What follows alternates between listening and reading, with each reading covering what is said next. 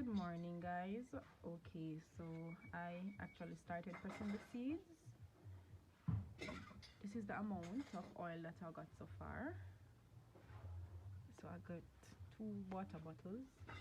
I will use a funnel to throw the oil in the bottle, so that I can throw it faster and I won't get any spill. This is the remaining seeds that I have left out of the big grain, and this is the fine ones that I have left. So I'm gonna finish pressing everything today. This is the machine. It's uneating right now because you would have to plug in the machine for it to eat up, so that when you put the seeds in the machine, the oil can be separated from the trash. This container here, I set this container to catch the oil, and I use this one because the strainer will be able to go over it and it won't give me any problem, such as maybe the strainer might shift if it's a smaller container. So I use a strainer because when you press the seeds, you're gonna get the shell. It's gonna form the trash, but some of this shell is gonna come in the oil as well. So I set the strainer to catch the shell from the seeds. The finer part of the shell, though, that goes through the strainer, that would be into the oil. So that is why I would pour the oil in a bigger bottle and let it sit before I throw it out in smaller bottles for sale. This is the container that comes with the machine, but because it's so small, I would have to be throwing it out every minute. So I just use a bigger container with another water bottle. In this container here, I was pressing another type of oil, so that's why you're seeing it looks like this. I can't see the oil on here though because TikTok might take down the video. So after I let the oil sit, I would throw it out in some bottles, smaller bottles. Here I have the 2 ounce that I sell for $1,000.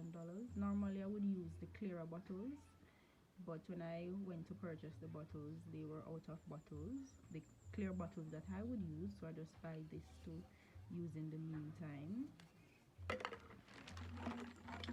This one I just started this size, which would be the 1 ounce.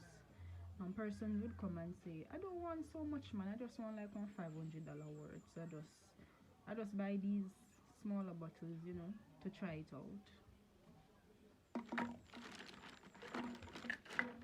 And this is the 4 ounce bottles that I normally sell for $2,000.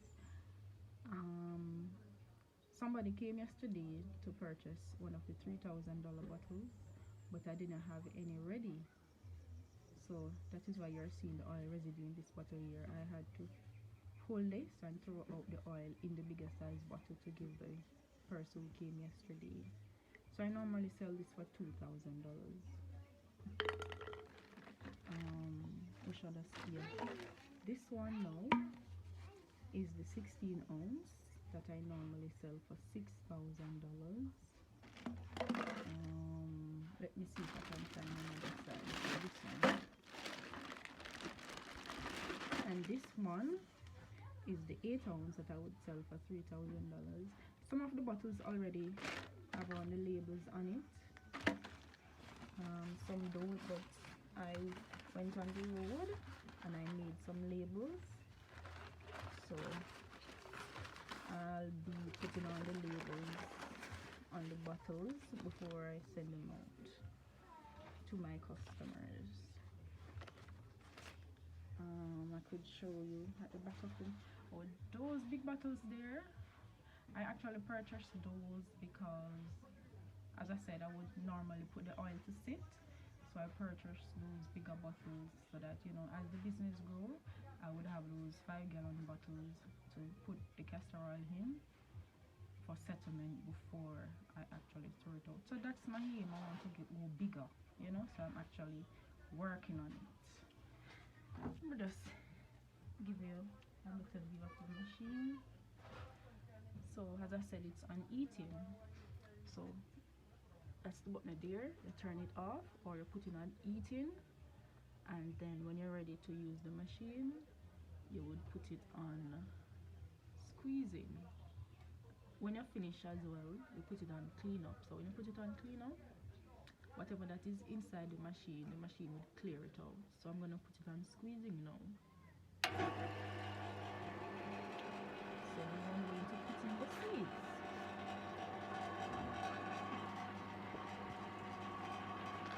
To see what I'm talking about.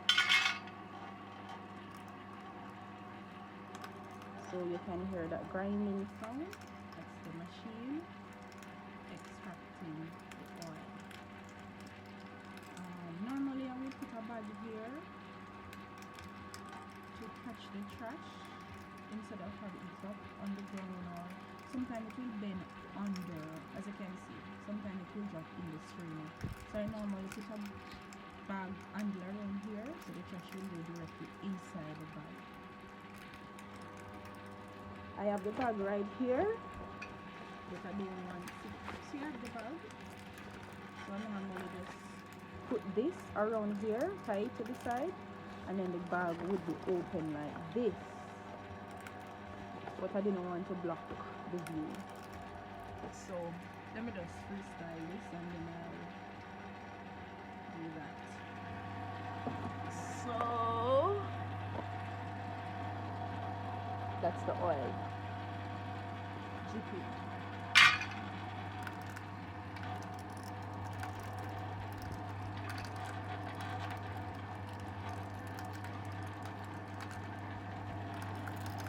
Yeah, that's the oil dripping. It will take me like around